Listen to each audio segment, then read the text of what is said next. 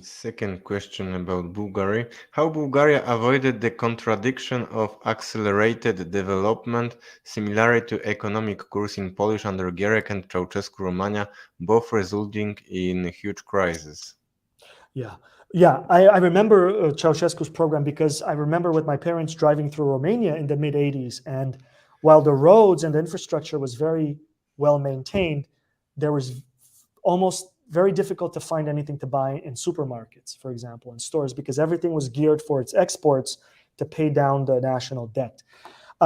Bulgaria's economic policy was much more balanced. And I think the balance was achieved with some kind of a combination of Bulgaria did have foreign debt that it owed the capitalist world, capitalist bankers as well.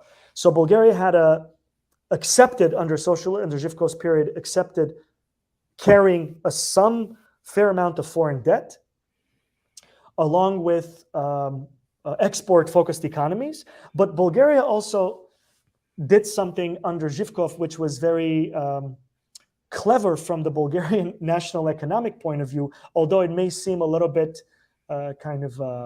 like a little black marketeering. What the Zhivkov government did by taking advantage of his close relationship with the Soviet government up until Gorbachev, with Gorbachev everything fell apart, was that Zhivkov, Bulgaria signed trade agreements with the Soviet Union for kind of semi-official, semi-unofficial re-export of Soviet oil to Turkey and the third world. So you have to remember, up until the 1980s, Turkey was an underdeveloped state compared to Bulgaria.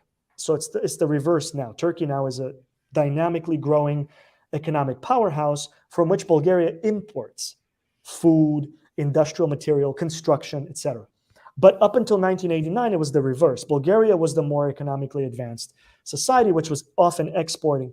So anyways, so what Bulgarian government would do in the 70s and 80s, starting with the late 60s, but definitely in the 70s and 80s, they would import cheap Soviet oil, very, very cheap, bought at highly subsidized prices in rubles. And Bulgaria would keep some of that oil and refine it there's a huge refinery next to Burgas on the Black Sea, which the Soviet Union built.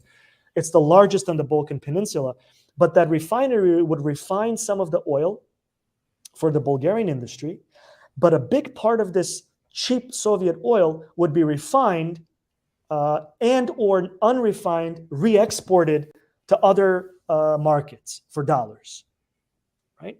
And then with those dollars, Bulgaria would import whatever it needed to import from the non-socialist market. So the Bulgarian economy had this multi-level, I mean, maybe it was similar with the Polish and the Hungarian economy as well. I don't know the details, but the Bulgarian economy had this source of cheap, but yet extremely valuable economic commodities that it could re-export almost as it wished to a certain extent, with which to obtain kind of a level of freedom of movement in terms of its economic decisions. And all of that was possible because of Zhivkov's diplomatic strengths as a statesman, basically. So, yeah. What